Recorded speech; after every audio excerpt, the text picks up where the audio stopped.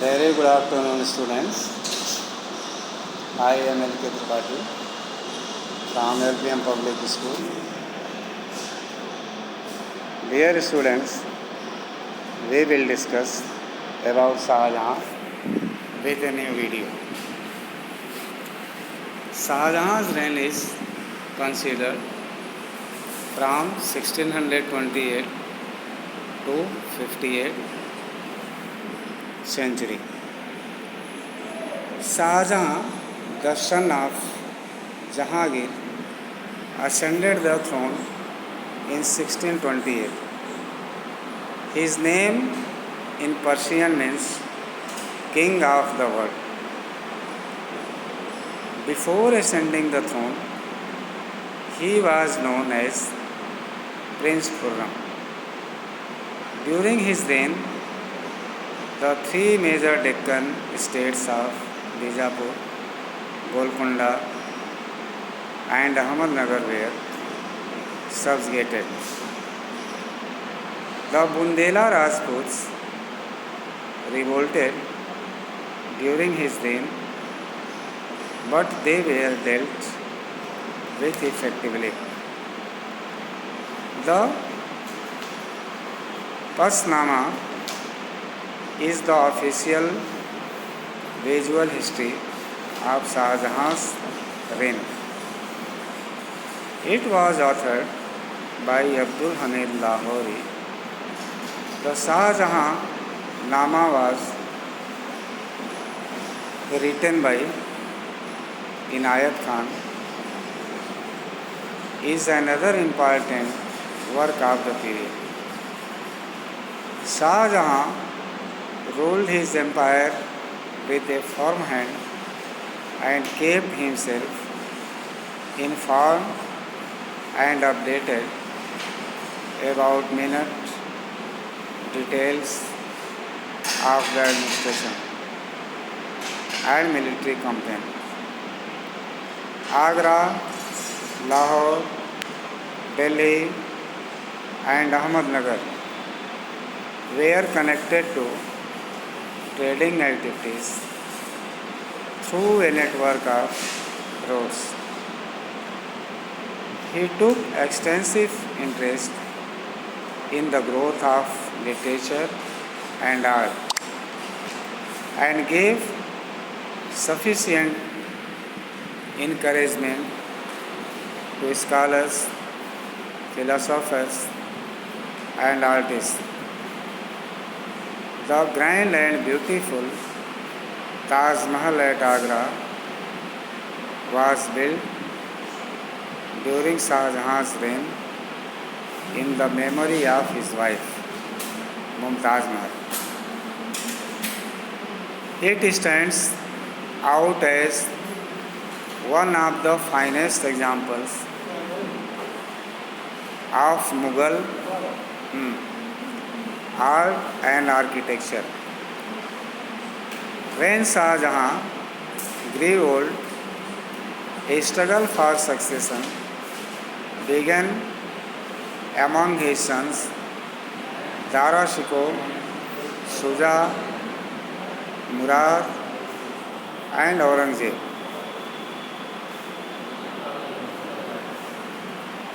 At last, Aurangzeb emerged successful and occupied the throne in 1658. Thereafter, Shah Jahan was imprisoned by Aurangzeb at the Agra fort in 1658 and died in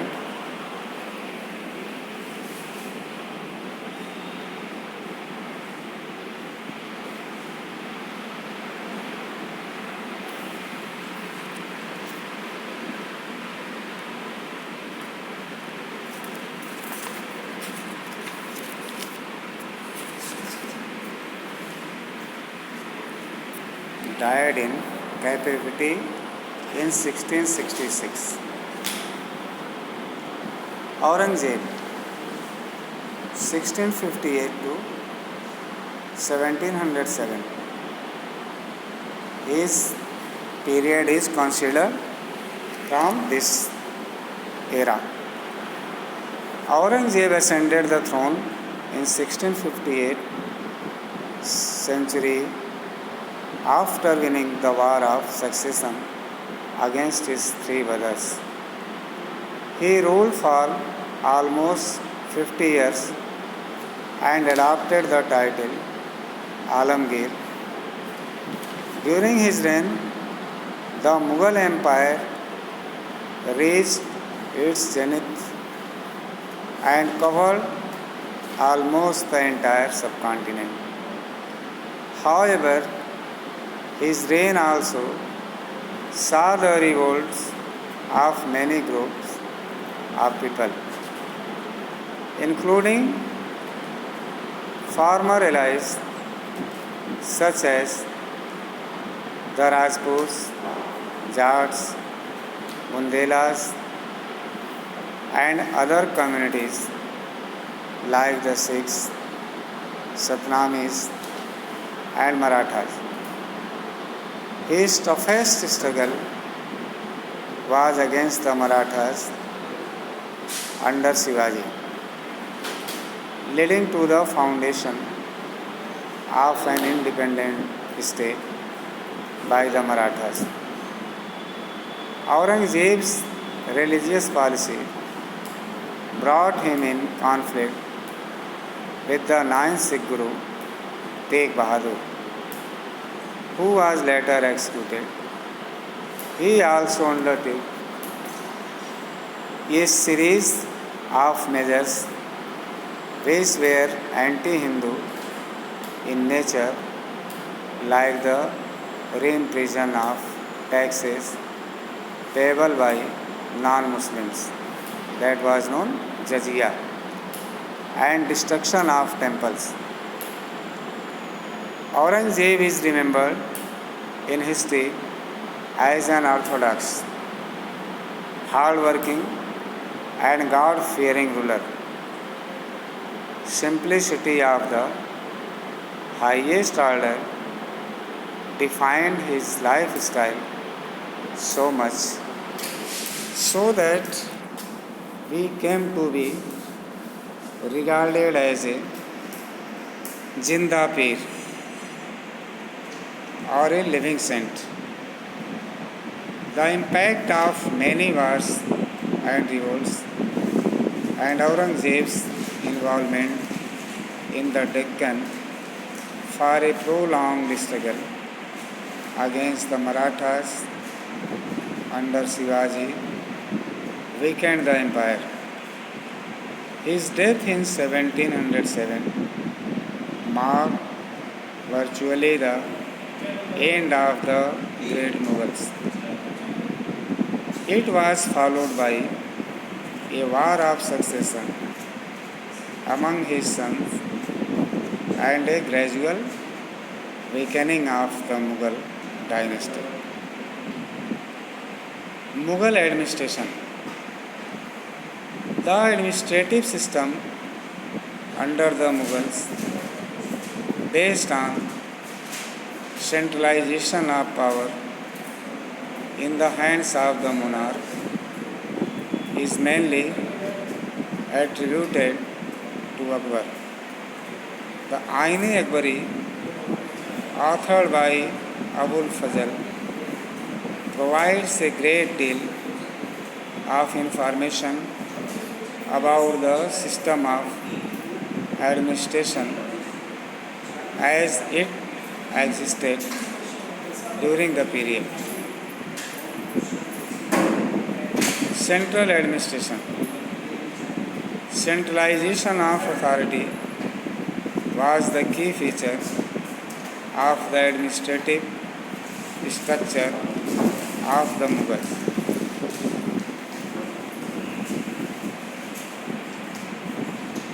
According to the system,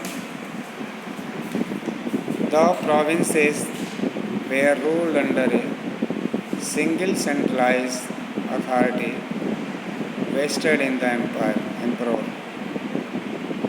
The emperor held absolute power and All decisions of the state were carried out in his name. He was looked upon as the epitome of all authority. The emperor was also the commander in chief of the army and the chief authority in matters of justice. The noble and other important officers in the empire owed their position to the emperor.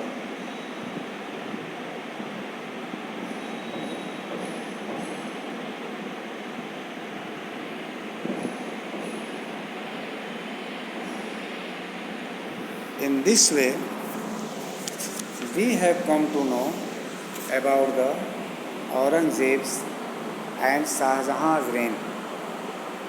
How did they expand their empire in India? Through this map, we can study India under Aurangzeb. Aurangzeb's empire extended from where to where? See this: Kabul, Kashmir, Kandahar, that is in Afghanistan. Today, 6th area of Punjab, Panipat, Delhi, Haryana to Delhi, Jats, Agra, Fatehpur Sikri, Rajputana, large part of Rajasthan, Chittor, Mewar, Malwa, Sindh, Bundelas, northern part of India, Gujarat also, Devagiri, Virar, Bengal, Ahoms, Assam में जाएंगे, Calcutta,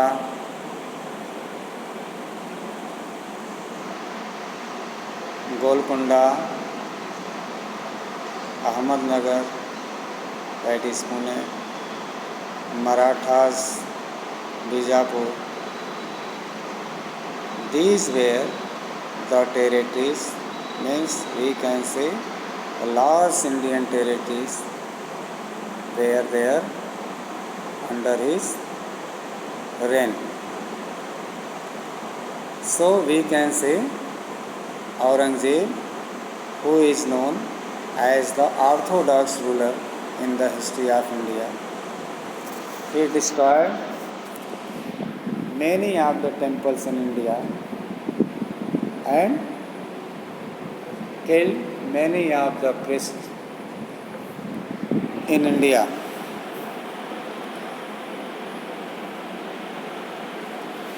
Aurangzeb is also remembered in history as an orthodox, hard-working and God-fearing ruler. He was known as the Jinda Pir. The Qazis, Muslims, called him the Jinda Pir. In this way, we can say Aurangzeb was a strong ruler, very unkind ruler in the history of India. In next video, we shall discuss about the Mughal administration. Till then, thank you.